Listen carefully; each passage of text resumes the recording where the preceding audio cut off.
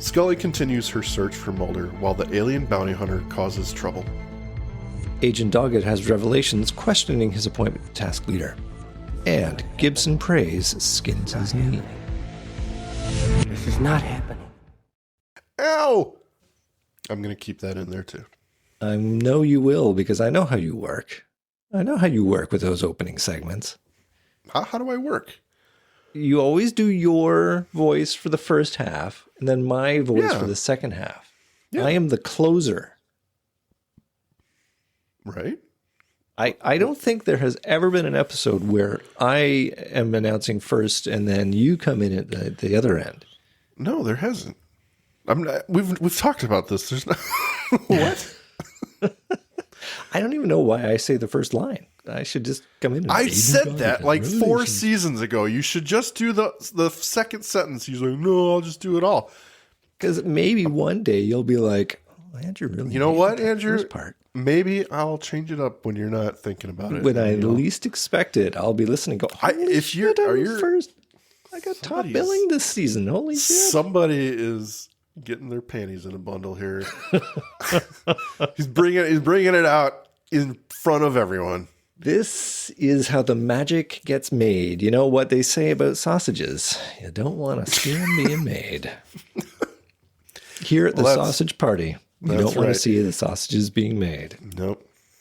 Well, that means you are tuned in to This Is Not Happening, another X-Files podcast. Hey, did you want to talk about X-Files now? Or are we... I think let's talk about some X-Files.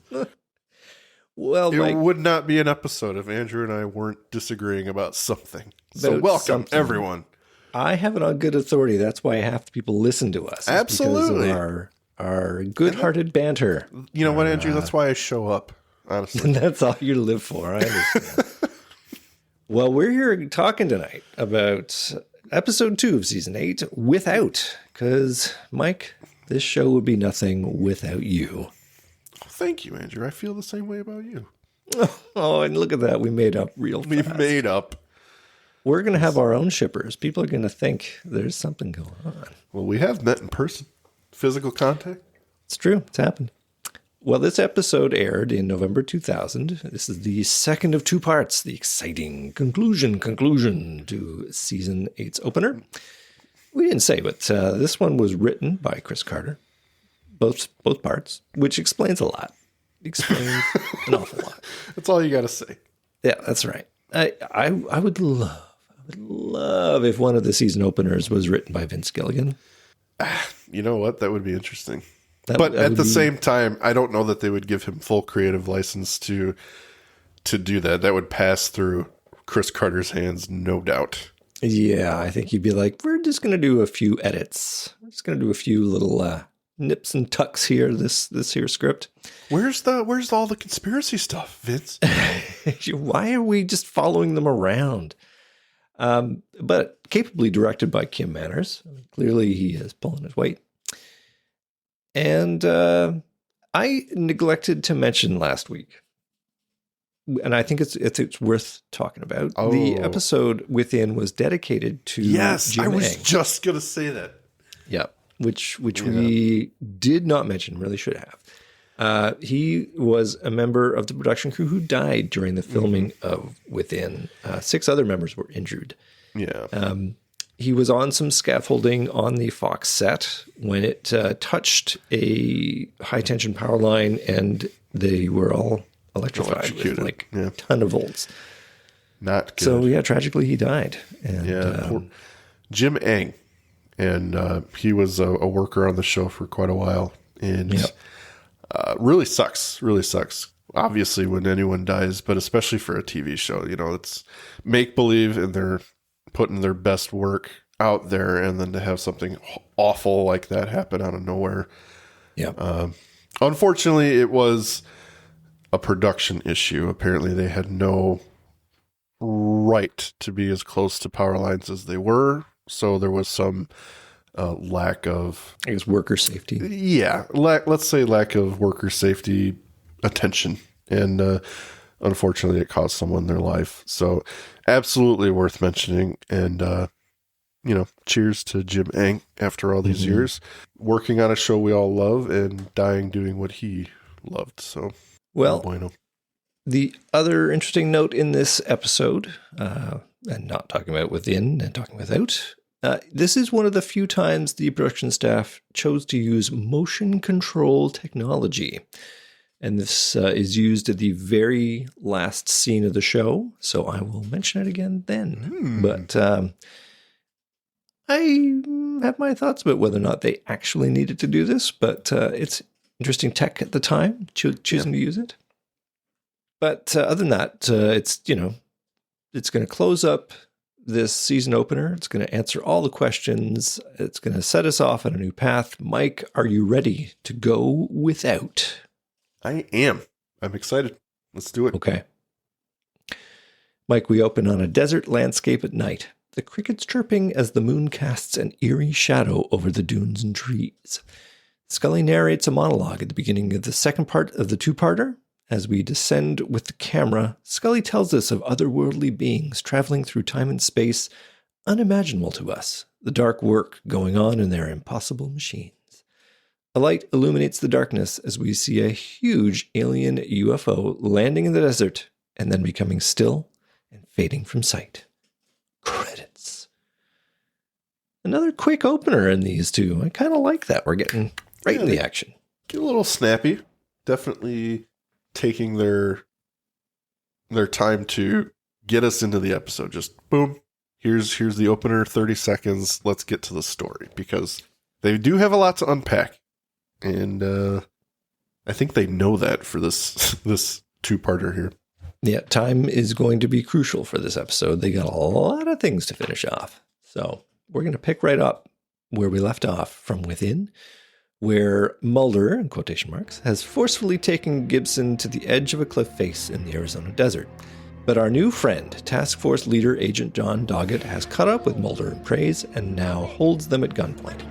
An unexpressive Mulder holds on to Praise, and we're at a standoff, until Mulder releases Praise, who runs away.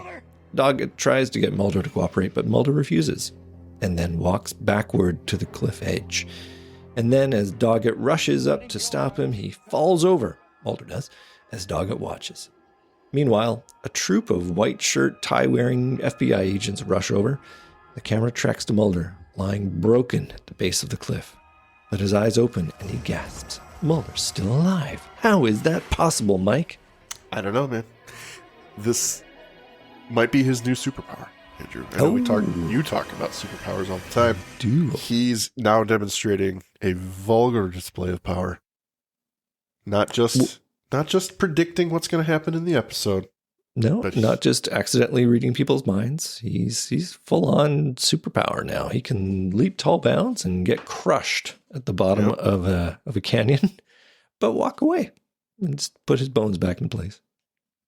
Well, meanwhile, Scully and Skinner arrive in their SUV to the scene, but Mulder is no longer there. He has disappeared to the amazement of John Doggett.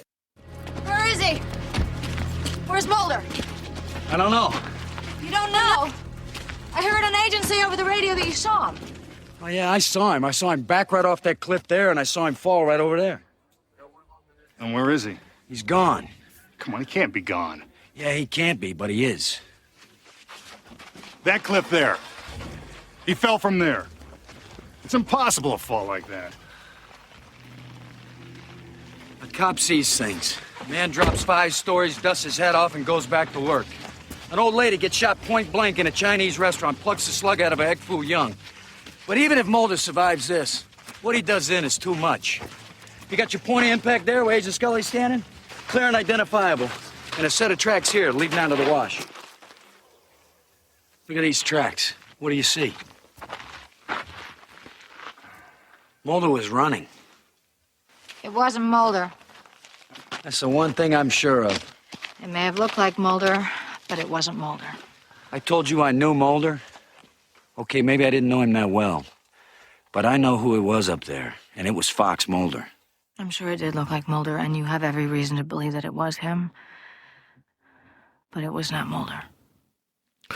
Scully then decides to confide in Doggett, revealing her knowledge of men who can transform into other men.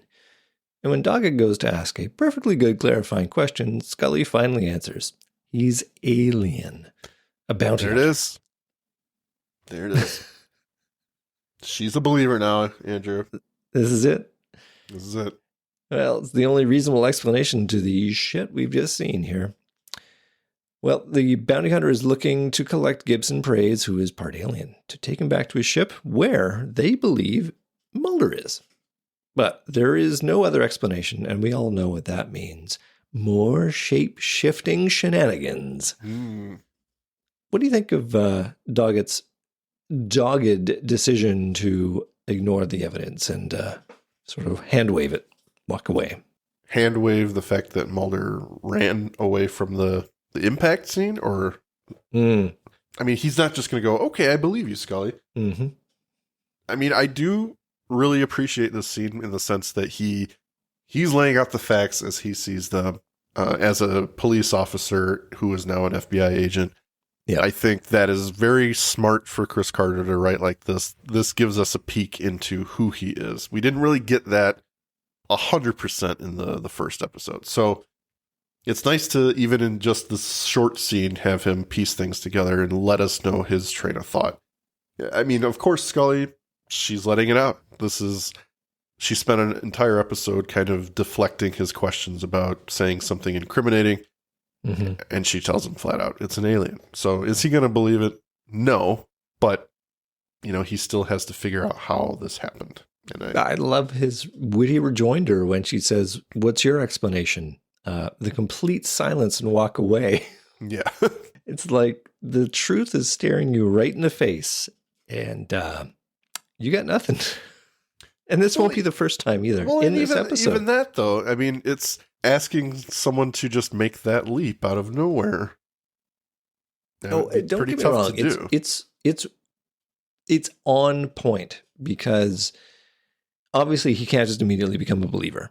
Right. He's confronted with facts, but he's still a cop who needs evidence. And so all he has is facts. He doesn't have any way to sort of tie it together. So I do like it. I just there's just no other way to write this scene. Mm-hmm. So it's kind of fun that it comes out like this. We need a way out of the scene. Just walk away. Just walk away. Yeah. Later on, the way out will be he just looks at them and says nothing. Well, back at the school, students and staff are standing outside in orderly formation when our heroes return. There's been no sign of Mulder or Praise after having gone through the school. So Doggett decides they should search the school again. And indeed, we see Mulder inside with his messed up arm walking through a classroom. After fixing his broken arm, he transforms into the alien bounty hunter, only to be walked in on by Doggett. But when Doggett challenges him, it's not Brian Thompson anymore. It's the school principal inside when we definitely saw him most recently outside. But Doggett isn't on side with the shape-shifting theory yet, and he leaves the man to continue searching. Outside, Scully and Skinner return. They bounce some conjecture about how Doggett found Praise, but now that Praise is gone, Scully figures they'll never catch up with him. They see Gibson's girlfriend quickly picking up her bike and cycling away. The duo correctly noted as a clue, and Skinner volunteers to cover for Scully, so she can follow the slowest bike rider ever. We get a montage of jogging through the desert scenes as Scully follows the girl biker, with some of Mark Snow's weirder synth drum music accompanying, until finally Scully arrives in the middle of nowhere, seeing the girl's upturned bike seemingly abandoned. Scully finds a secret entrance in the ground, covered in sand, and descending, it's a strange small bunker, populated by Praise and his girlfriend as we cut to commercial. And Mike, I wanted you to tell me what you thought of that music over the chase scene. It's interesting. I've often Did you like it? I didn't hate it, but it is very much this episode. It's what I mean by that is we talked about on the Mark Snow tribute episode that he gives each episode an identity, and this is the only time he does something like that with that kind of jaunty fucking beat to it. I would say, I've always wanted to play a game where I play 30 seconds of each episode and I have you name it or we test each other with it. I think that would be pretty fun. And that right here would be indicative. I'd be like, without number one, that is the only time he uses this. I like that game. Actually, I think it should be me queuing up obscure, like 3 seconds clips. Yeah. And yeah. And then, and we got Emily saying she wants Emily's to play too, on board. Yep. We should do like a giveaway and do like a contest and see who stands on top. As a side note, fun fact, there are only 21 episodes in season 8. Mm-hmm. So if we follow our format, there will in fact be a straight opening somewhere where we got to fill some time. That's true. Very true. Mm-hmm. All right. Well, we got an idea here. We do. All right. So you hated the music. I understand. I didn't like it. I hated the music. No, it's all right. It's just weird. It's not bad. It's not Fight Club bad or the Great Malini weird. It's just, go ahead. Go ahead. The music that stands out for me is Gender Bender. That is by far the outlier of music. The grunge music? What is that music? It's like the fill-in for what he obviously wanted, which was, 9 Inch Nails. And It's like, no, you did not nail it. Oh, wait, no, I was thinking of 3. You're thinking of that really percussion heavy. Yeah. Yeah, whatever it is. It's just, and like they get their money's worth out of that. Yeah. And the bar that they constantly go back to. Good times. Yeah. Mark Snow never set foot into a dance club. No, he did not. Fair to say. All right. Well, despite Gibson accurately noting that Scully will lead them to him, she insists that she can protect him. And we get a lot of doubt about who to trust in this scene and that the girlfriend, Thea, is the only one Gibson shared his secret with. Further, it looks like Gibson broke his leg during all the running around, so he's in no shape to run anymore. Scully promises to come back for Gibson, and Gibson rightly notes that that's the second time she's made that promise. Ooh, burn. Nice on that burn. Man, that kid's got some zingers. He said something to her in season 5. He's a very special lab rat. No, that's the beginning of season 6. Oh, well, I'm glad you clarified yourself mid-clarification. Yeah. Can I just say what a different episode this would be if she actually took Gibson back with her to the school? Yeah.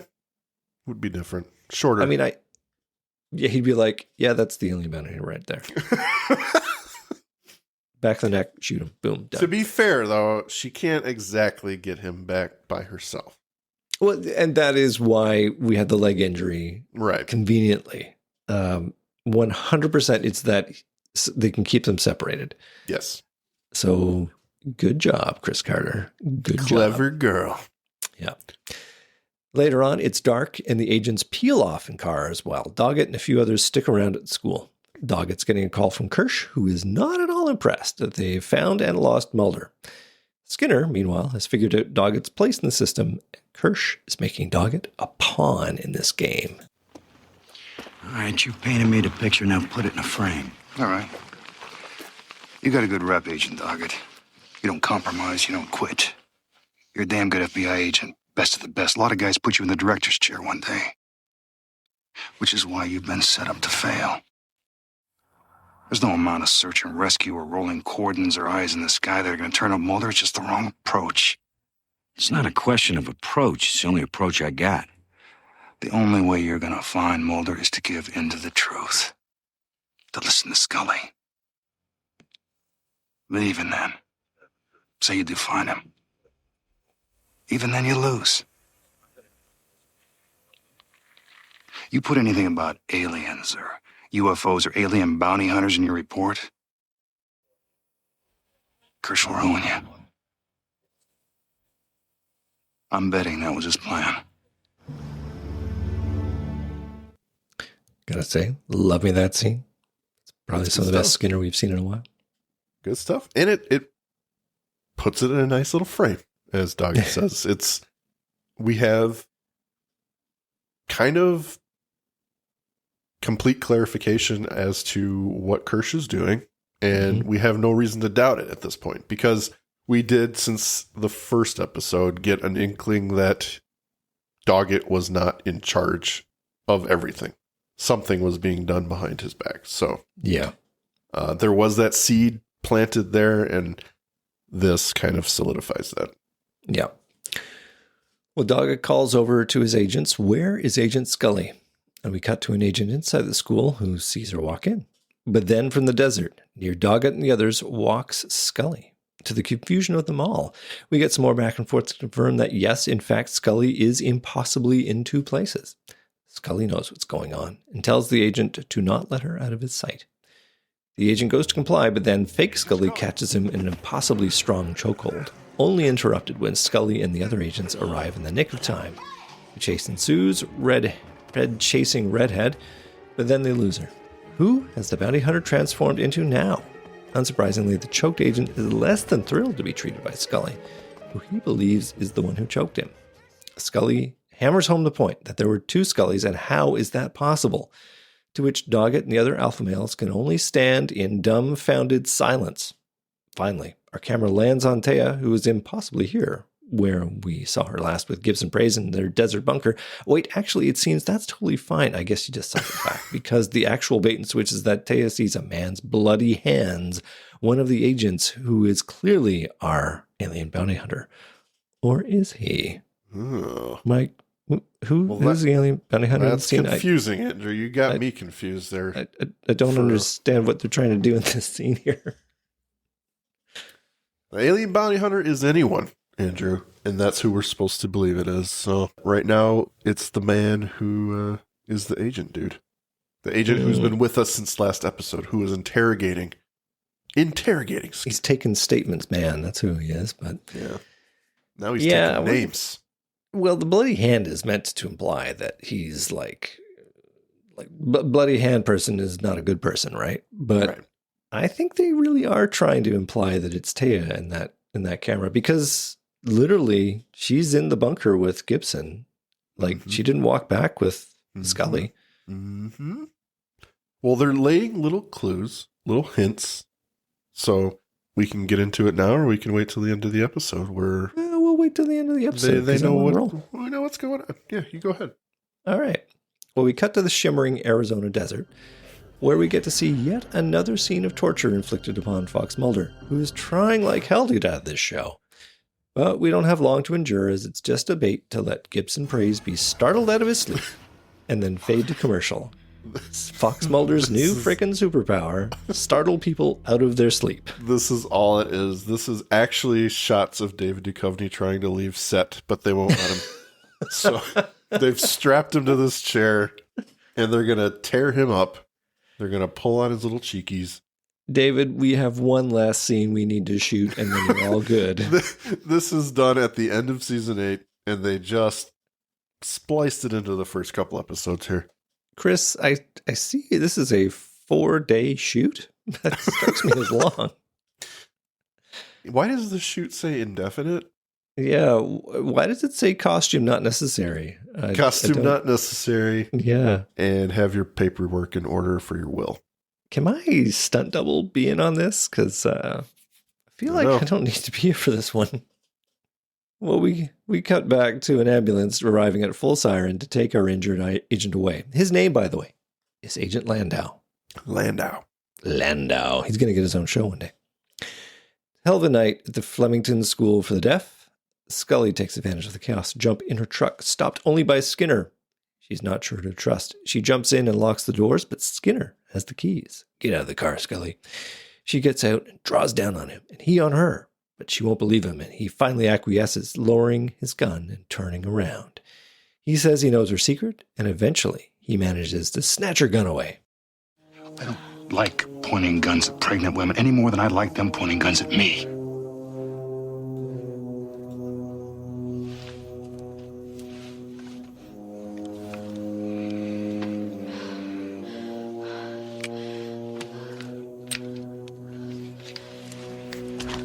This has gone too far, Scully. No. That's what's wrong here. It hasn't gone far enough.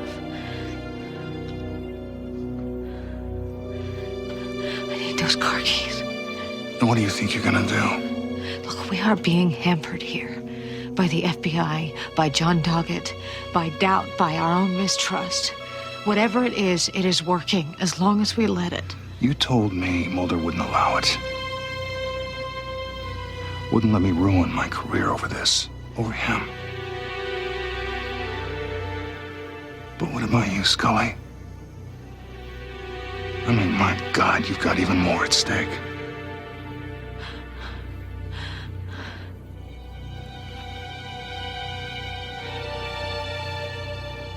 I can't take a chance that I'm never going to see him again. Mulder could just come walking out of the dark. We don't know. Look, we've got one last chance here, waiting for us out there in the desert. Gibson prays. It may just be who gets to him first.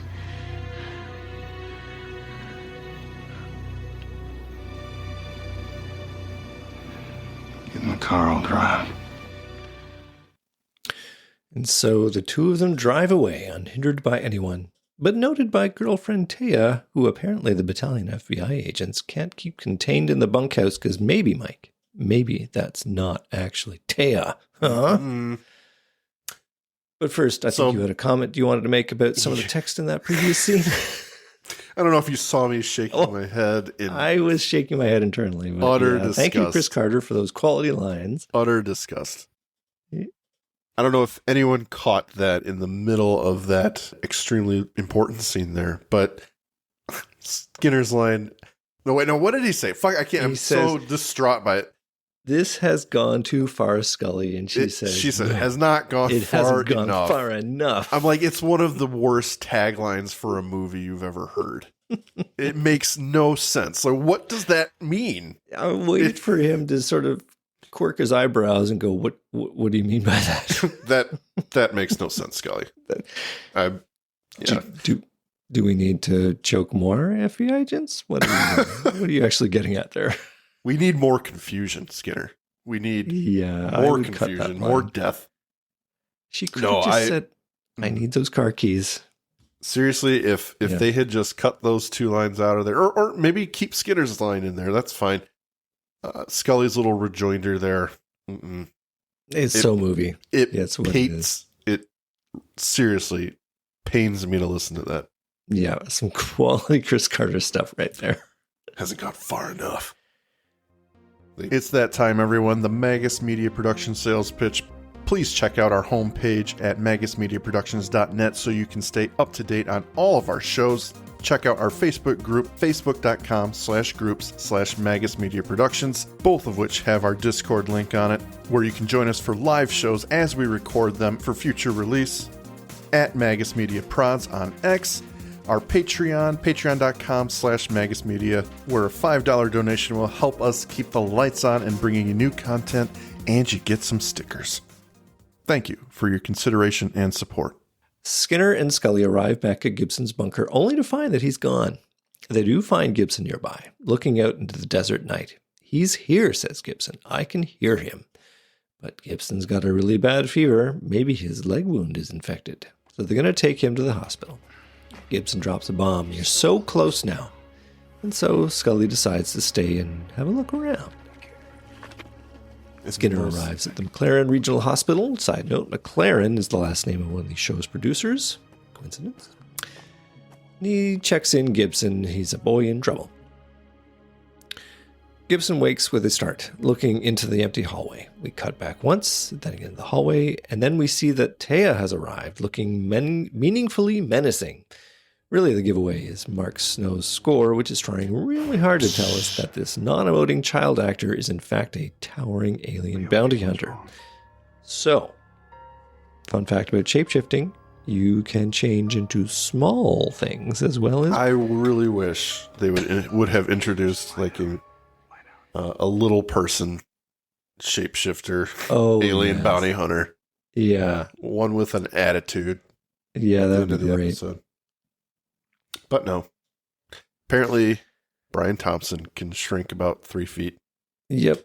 it works on some level, I suppose. Anyway, it's a nice little twist. We didn't expect to see Tina When he there, shapeshifts back, he's walking on his knees. He's doing that thing where you hold your feet back and walk on your knees. That'd be God. great. God, the sort of background business, that would be so much fun in these episodes if it were a comedy. Yep. We cut back to Scully in the desert with her flimsy flashlight, calling out Mulder's name. Our soundtrack shifting to, we're calling it Scully's theme, right? Yeah, We're back to that music. Mournful woman's voice, singing Nothing Over Strings. Scully looks out into the darkness, captivated by a single light, descending silently towards her as she calls out to, oh my God, her vision of a UFO as we cut to commercial. Now, this is not technically the first time she's seen a UFO, correct? No. Movie being the first legitimate time we see her see. I think we hand wave that away, where she's like just yang to Mulder. It's debatable, but I will absolutely concede that could be what's happening. You're going to die on that hill, are you? Okay. No, I'm willing to believe either one. I think she was yang him. I think she's like, oh, it's You just nice. want to agree with Josh. It's okay. Okay. It's okay. It's okay. Coming back from commercial, the light gets closer, the wind picks up, and the unmistakable sound of helicopter blades approach. A bait and switch we've seen a few times on the show. The "it's not a UFO, it's a helicopter" gag is pulled one more time, coming in for a landing. Classic. Depositing John Doggett on the scene. So yes, not a UFO, but a helicopter. And listen, I got some fun facts about helicopters, Mike. Do you want to hear? Yeah. They are loud. You can hear Absolutely. them.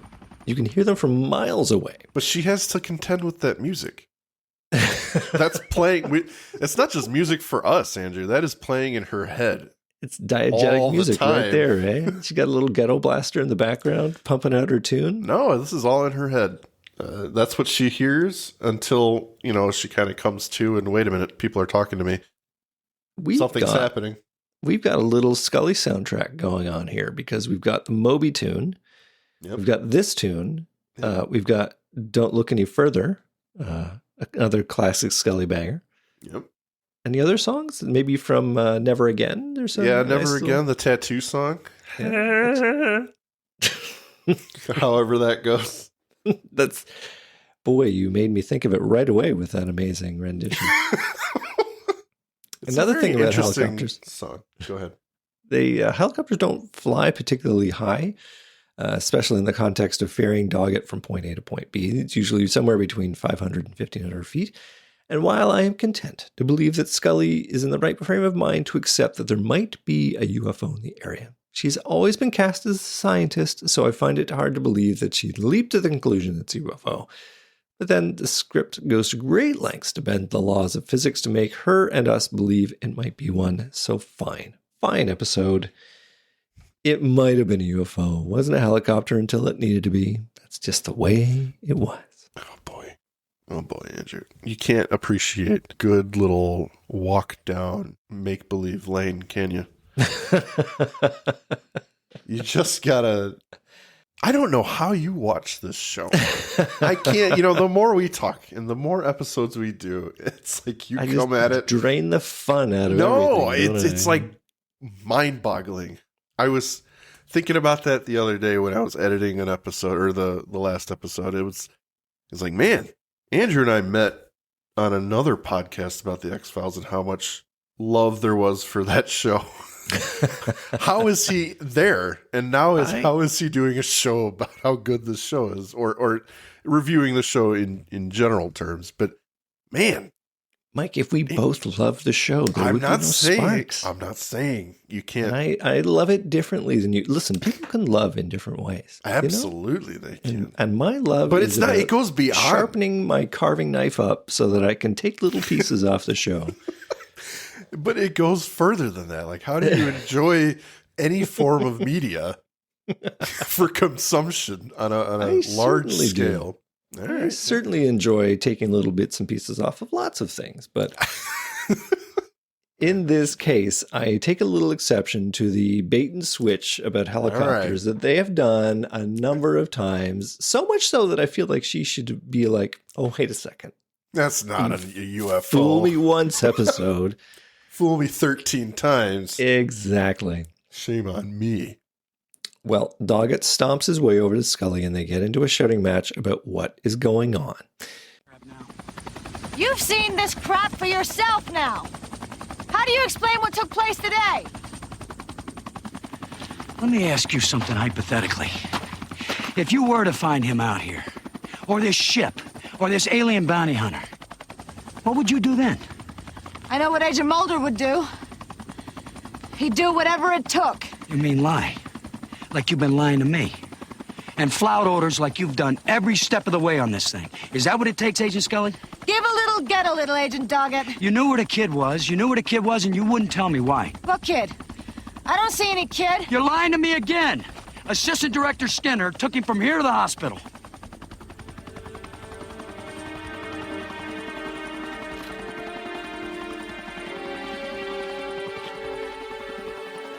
How do you know that? There's one thing I know for sure in this case, and that's that Mulder is after this boy Gibson Praise. Why? It beats the hell out of me. But when he goes after that kid, my men are going to be waiting for him. Your men followed Assistant Director Skinner.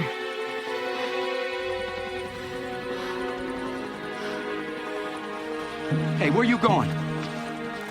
Agent Scully, where are you going? Your men are at the hospital. They got it controlled. Nobody goes in and out of that building without them knowing about it. How do you know that they're your men? Ooh, bam. Boy. John Doggett, you really stepped in it this time. But I am not quick to blame Dawn Doggett in this case because I feel like she, rightfully or wrongly, held back information that would have prevented this from happening. Like, he's got his own agenda and he may not necessarily believe. I don't know how she is able to communicate it in a way which makes sense.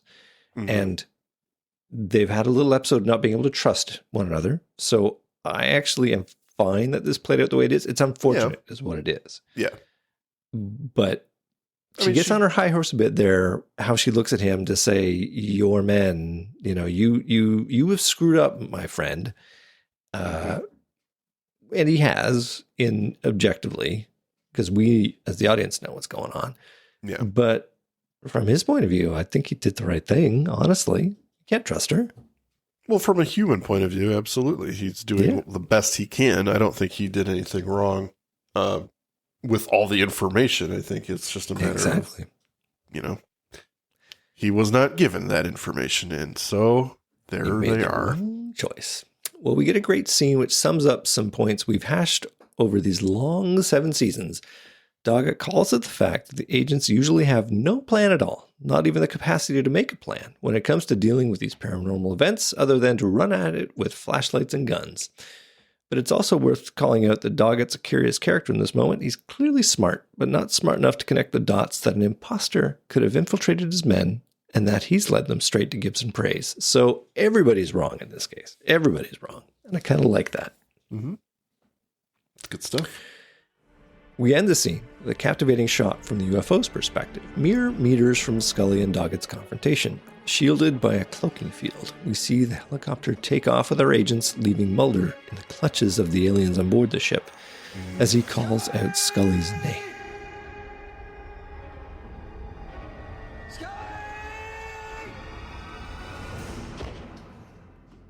Did he hear them having their argument? I don't think so. What do you think? I don't know. I don't know that he heard them, but you know what? I'm just going to say he did because they were pretty close. They were. I think that bit sucks right there when the camera pulls back and you see how close they were. It's like, oh man, rough. But again, they're not capable of mounting a rescue on a UFO because we have seen what happens when you touch UFO. You go all blah, blah, blah, blah, and it throws you away because it doesn't want you. That's true. That's true. Yep. We cut back to the hospital. There's a big scene here, so this is where everything wraps up. So buckle in. Buckle up. Scully and Doggett arriving after their flight from the helicopter. Scully is in with Praise. Despite the bravado of the agents saying that no one has gotten in with the two of them there, stoic Doggett isn't so sure. And the two go to the room and look inside. It is, of course, empty.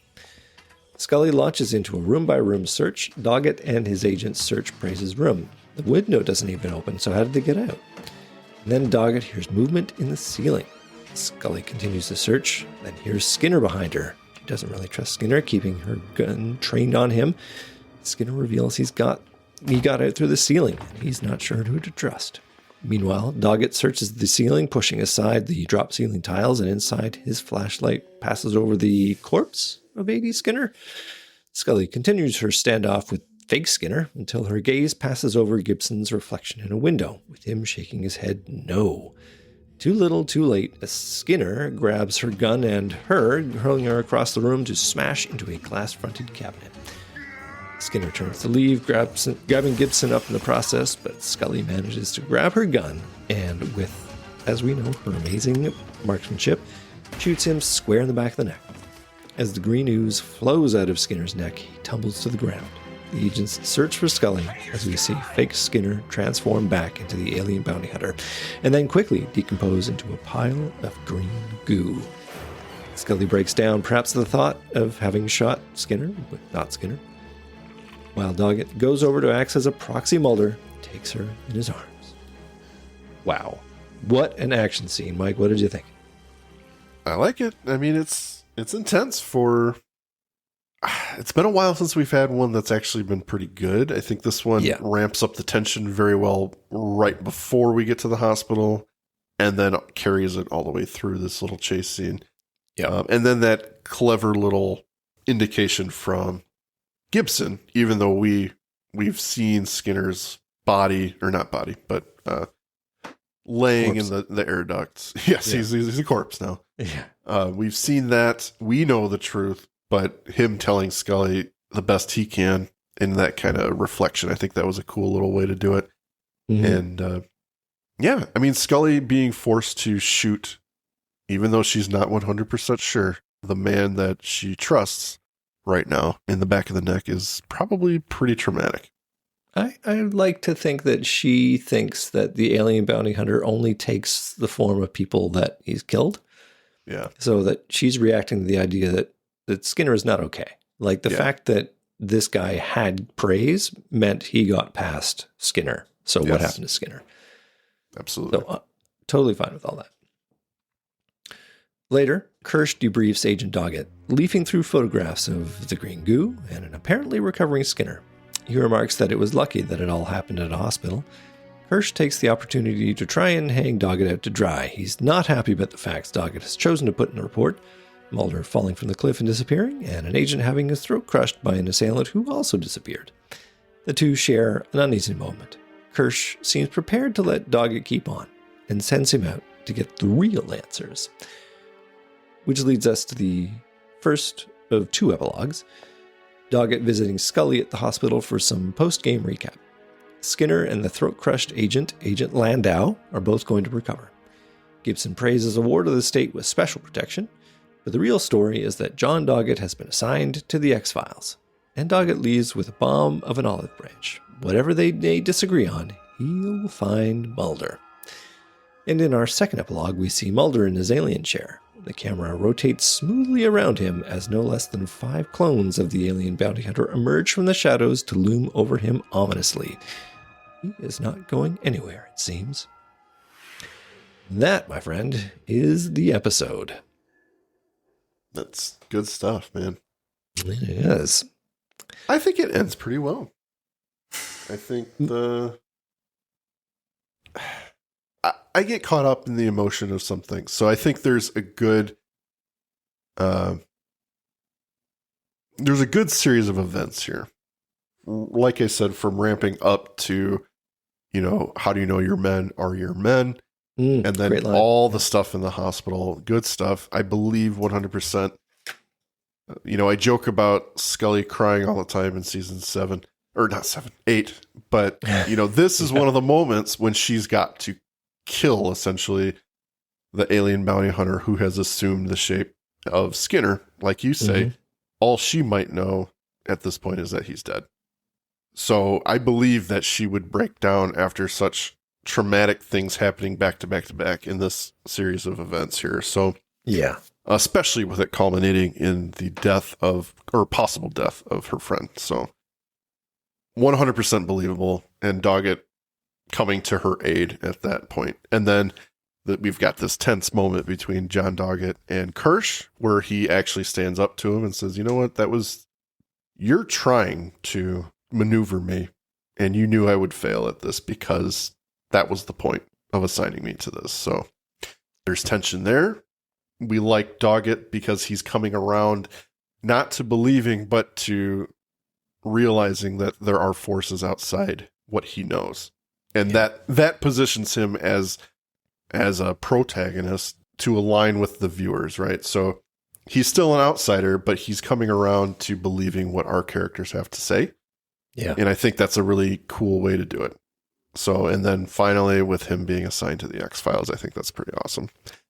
The way he breaks it to Scully and his declaration, regardless of what we disagree on, this is my goal. So you can trust me on that level. They may not trust each other fully yet, and that'll be a back and forth throughout the first half of the season, I would say. But yeah, I think that's a great way to put it. Imagine yourself in a scenario like this where you're thrust into a situation. You don't agree with the person close to their family member on how you're going to handle it, but at the end of the day, you have to let them know you're on the same side, and I think this is a good way to do it. Yeah, I agree with all of that. I have to admit, despite some of the things I have poked fun at or deconstructed, it's one of the better season openers. I mean, it towers over season 7 as a much better opener. Yeah. We get some nice callbacks to body paranoia. Skinner and Scully are reprising some tropes from Ice, which work really well. You know, who do you trust?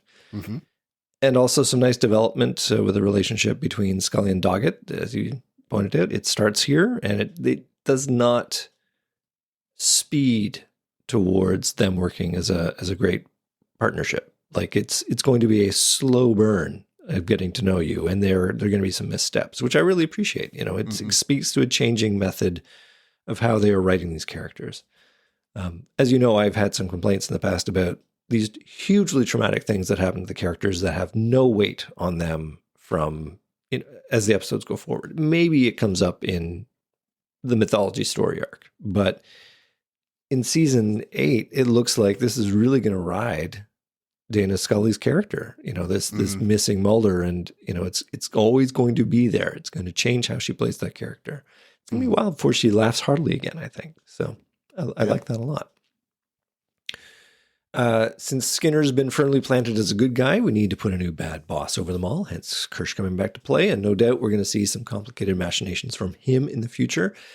And it looks like they managed to get everything they needed from David Duchovny in about 2 shooting days. One wonders how they managed to get him at all, given how much he made such a big deal about leaving the show, and yet we're going to see him soon enough this season. Maybe the movie deals weren't coming fast and furious enough as he thought they might.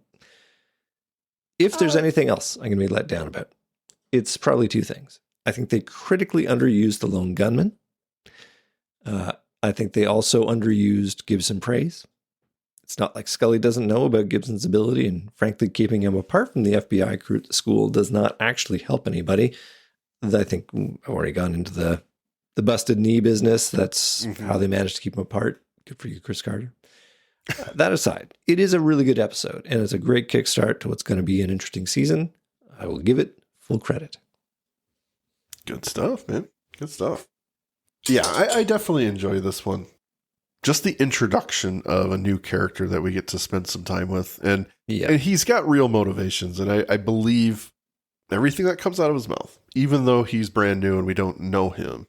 I think the things he has to say in these 2 episodes and the feelings he expresses are legitimate. They sound like a man who's just trying to do his job. He's not playing by some string on his arms, or he's not a puppet for someone. He's doing what he thinks is his job, and that is to find Mulder. So it's almost immediate in episode 1 that we begin as viewers to trust him before Scully does. And I just think they approached it very well to usher in a new character to deal with the fact that David's leaving the show. Mm-hmm. These episodes, while not perfect, they are very, very entertaining and good to great stuff in them. So very pleased to see where this goes.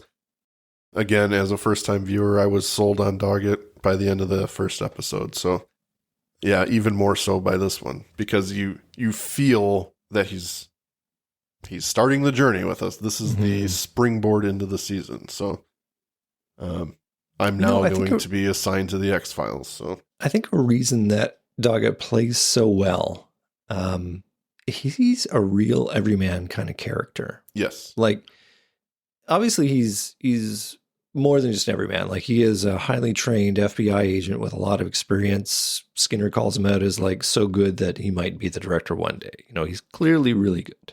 Mm-hmm. But the way he plays that guy is so common sense. You know, like, trust your senses, and, you know, what do the facts say? And, you know, the everyman does not believe in extraterrestrials and weird paranormal stuff. So, in a sense, he's perfectly cast as the new skeptic, you know, who's gonna play against Scully's experience.